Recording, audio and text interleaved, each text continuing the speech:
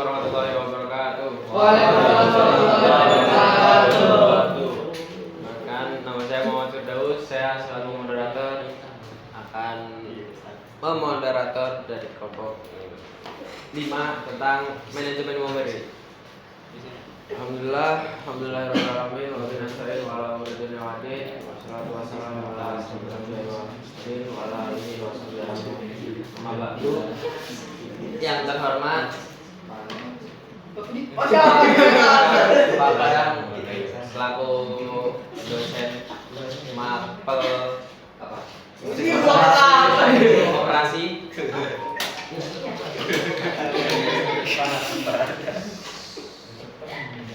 Sebelum lanjut ke materi, saya ingin memperkenalkan kelompok 5.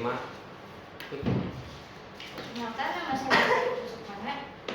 Kenalan bisa Pak Yusuf Kabila. Perkenalkan nama saya Adit. Nama saya Muhammad Firdaus. Ya. Langsung ke materi, saya serahkan kepada Marisa. Di sini ada pendahuluan tentang manajemen memori.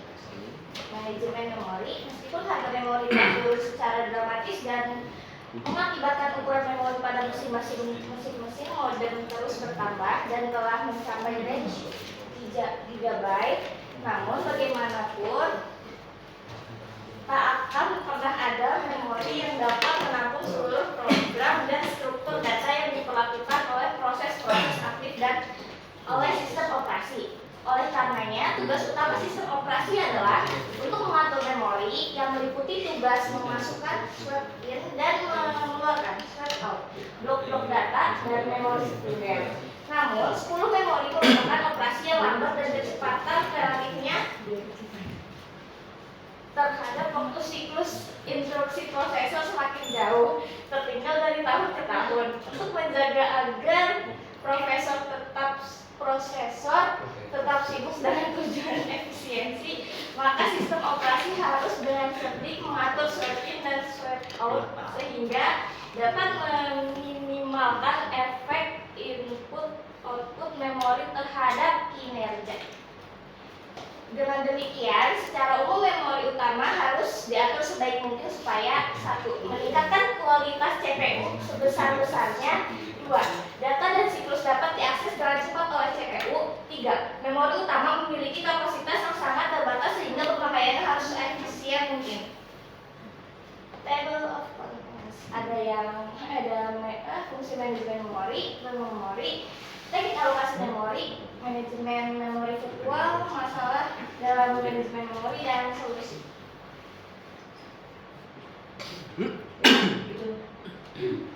Oh, udah selesai. Next lagi. Sini ada fungsi utama manajemen memori. Yang pertama, alokasi memori. Mengalokasikan ruang memori kepada proses yang berjalan. 2. Dealokasi memori. Mengembalikan ruang memori yang tidak lagi diperlukan oleh proses. Swapping. Mengalihkan data antara memori utama dan memori sekunder untuk memanfaatkan ruang yang tersedia. 3. Proteksi memori. Mencegah satu proses mengakses ruang memori yang dialokasikan untuk proses lain. Fungsi memori sekunder. Yang pertama, menyimpan data, menyimpan file, aplikasi, dan sistem operasi. 2. Pencadangan data, membuat salinan cadangan membuat salinan cadangan data penting untuk menghindari kehilangan data. Yang ketiga, pengarsipan, menyimpan data jangka panjang yang mungkin tidak sering diakses tapi tetap penting. Yang kedua, tipe memori.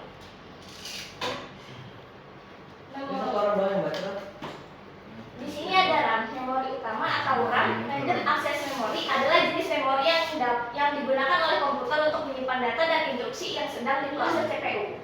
Yang kedua, ada memori sekunder. Memori sekunder adalah jenis penyimpanan yang digunakan untuk menyimpan data secara permanen, berbeda dengan memori utama atau RAM yang bersifat sementara. Dan yang ketiga, ada memori cache. Memori cache adalah tipe memori berkecepatan tinggi yang digunakan untuk menyimpan data dan instruksi yang sering diakses oleh CPU. Tujuannya adalah untuk mempercepat akses data dan meningkatkan kinerja sistem. Yang ketiga, ada teknik alokasi memori. Ini Selanjutnya ada teknik alokasi memori. Alokasi memori dapat dibedakan menjadi dua tipe utama, alokasi statik dan alokasi dinamik. Berikut adalah perbandingan antara keduanya. Alokasi statik, memori dialokasi pada saat kompilasi dan ukuran blok memori ditentukan sebelum di program dijalankan. Kelebihannya itu tidak ada overheat untuk alokasi dan pembebasan memori. Terus dua, ada kesalahan minimal, mengurangi kemungkinan kebocoran memori karena tidak ada pengelolaan dinamis. Terus ada kekurangannya itu fleksibilitas terbatas, tidak dapat menyesuaikan ukuran memori selama eksekusi, dapat menyebabkan pemborosan memori jika ukuran terlalu besar. Yang kedua, penggunaan memori efisien bisa mengakibatkan pemborosan jika tidak semua ruang digunakan. Next. Terus yang kedua ada alokasi dinamik. Alokasi dinamik, memori dialokasikan saat runtime dan ukuran blok memori dapat berubah sesuai kebutuhan program. Kelebihannya, fleksibilitas tinggi, memungkinkan penggunaan memori yang lebih efisien sesuai kebutuhan. Yang kedua, penanganan data variabel, cocok untuk struktur data seperti link, list, pohon, dan lainnya yang membutuhkan ukuran dinamis. Kekurangannya, overheat, memerlukan waktu tambahan untuk alokasi dan pembebasan memori yang dapat mempengaruhi kinerja. Yang kedua, kebocoran memori. Jika memori tidak dibebaskan dengan benar, dapat menyebabkan kebocoran memori. Next. Yang keempat, ada manajemen memori virtual. Memori virtual adalah teknik manajemen memori yang memberikan ilusi bahwa komputer memiliki lebih banyak memori fisik daripada yang sebenarnya tersedia.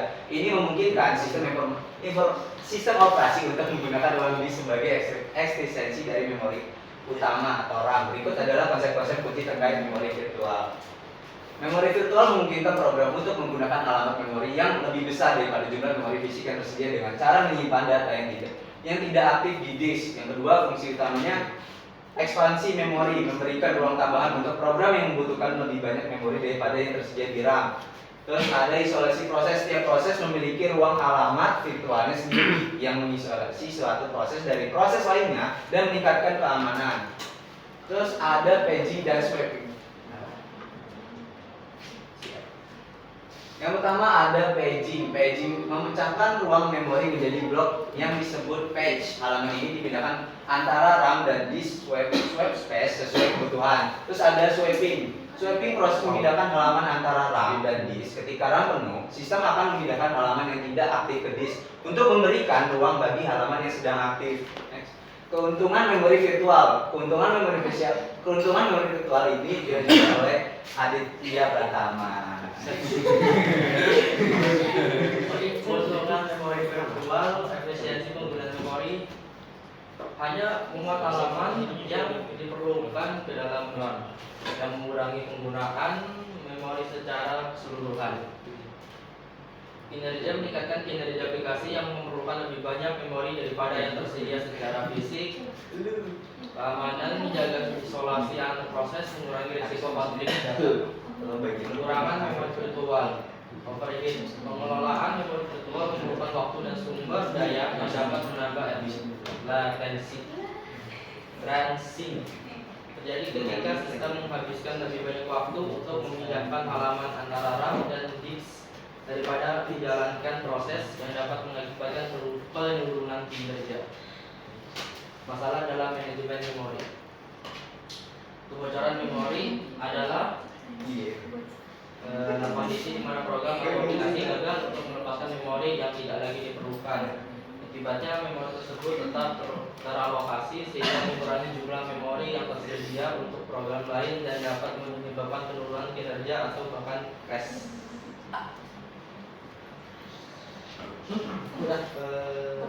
Kebocoran memori dapat menjadi masalah serius terutama dalam aplikasi yang berjalan untuk waktu yang lama seperti server untuk mendeteksi dan memperbaiki kebocoran memori. Pengembangan sering menggunakan alat seperti validate atau killer memori yang lain.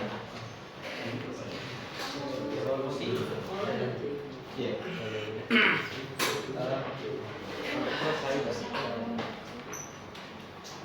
Memori bocor terjadi ketika program tidak melepaskan memori yang tidak lagi dibutuhkan sehingga mengakibatkan penggunaan memori yang berlebihan. Berikut adalah beberapa solusi untuk mengatasi mengevaluasi beberapa solusi untuk mengatasi dan menjaga masalah ini.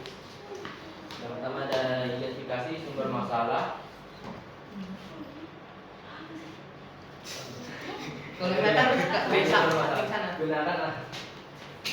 Gunakan alat analisis memori seperti Valgrind, memori profil, dan Visual Studio untuk menemukan bagian kode yang menyebabkan kebocoran memori. Manfaatkan pengelolaan memori dalam bahasa pemrograman yang mendukung garbage collection.